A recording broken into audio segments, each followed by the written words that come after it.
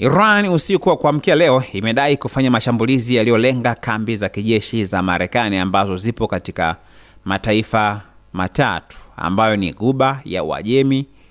ambazo ni Iraq, Bahrain pamoja na Kuwait. Katika hatua ambayo inatajwa kuwa ni jibu la mashambulizi ya awali ambayo yalikuwa yamefanywa dhidi ya kisiwa cha Qasem. Kwa mujibu wa taarifa ambazo zilitolewa na vyanzo vinavyounga mkono Iran, maeneo ambayo yalikuwa yamelengwa ni pamoja na Al-Salem Air Base pamoja na Al-Fijan Military Base nchini Kuwait, pamoja na makao ya US Navy 5th Fleet nchini Bahrain. Iran imesema mashambulizi hayo yamefanyika kama sehemu ya kujibu kile ilichokitaja kuwa ni uchokozi wa Marekani dhidi ya eneo lake, huku pia ikielezwa kuwa hatua hiyo inahusishwa na msimamo wake kuhusu matukio yaliyoendelea nchini Lebanon. Lakini hata hivyo, madai kuhusiana na ukubwa wa uharibifu au idadi ya walioathirika bado pia hajathibitishwa kwa njia ambayo ni huru na kwa njia ambayo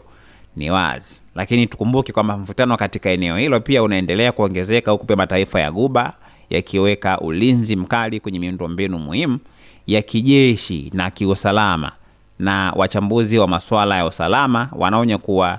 hatua za kulipizana na kufanya mashambulizi zinaweza kulifanya eneo lote kuingia katika mzunguko mpya wa mapigano ambao unaweza pia kuathiri usafiri wa baharini, biashara ya mafuta pamoja na usalama wa kimataifa. Lakini wakati dunia pia ikisubiri majibu kutoka Washington, Tehran pia imeashiria kuwa operesheni zake bado hazijafikia mwisho, huku pia baadhi ya vyombo vya habari vinavyounga mkono vikidai kuwa kuna uwezekano wa mashambulizi mengine kufanyika katika saa au siku zijazo endapo hali ya sasa hivi itaendelea kuwa ya mvutano.